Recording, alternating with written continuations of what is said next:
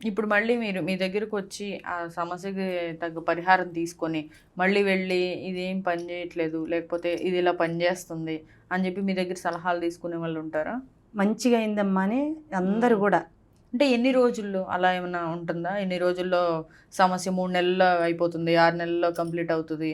అలా మీకేమన్నా తెలుస్తుందా? చెప్తారా కళ్యాణం అనుకో మీరేమైనా? అమ్మ, హ్మ్. 3 నెలల లోపల కళ్యాణం జరుగుతుంటది. హ్మ్. వెంటనే పాంగనే తెల్లారో మరుసనాడు గాదు. హ్మ్. వెళ్ళంగానే ఈ మంత్రశక్తి యొక్క ప్రభావం వాళ్ళ ఒంటికి చేరాలి. హ్మ్. మనం ఒక్కొక్క మంత్రం పూజ ద్వారాగా వేస్తుంటాం వాళ్ళకి.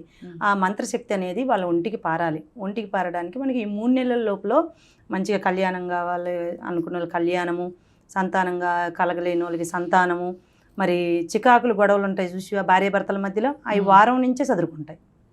మన దగ్గరికి వచ్చి పోయినాక వాళ్ళు ఇంట్లో దీపాలు మేము చెప్తాం కదా, ఇంట్లో ప్రతిరోజు దీపం వెలిగించుకోండి. ఫస్ట్ మన ఇంట్లో ప్రతి దేవుడికి కూడా దీపం, ధూపం, నైవేద్యం, పుష్పం, కర్పూరం ఇవన్నీ ఉండాలన్నమాట. ఇవన్నీ ఉన్నప్పుడు కొంతమంది చేయరు, ఒకసారి చేస్తే ఇంకో రోజు చేయరు. అప్పుడు ఏమైనా దోషాలు ఉంటాయి మళ్ళీ? మళ్ళీ దోషాలు ఉంటుంటాయి కదమ్మా. ఇంట్లో ఎవరో ఒకరు ఇంత దీపం వెలిగించినా చాలు.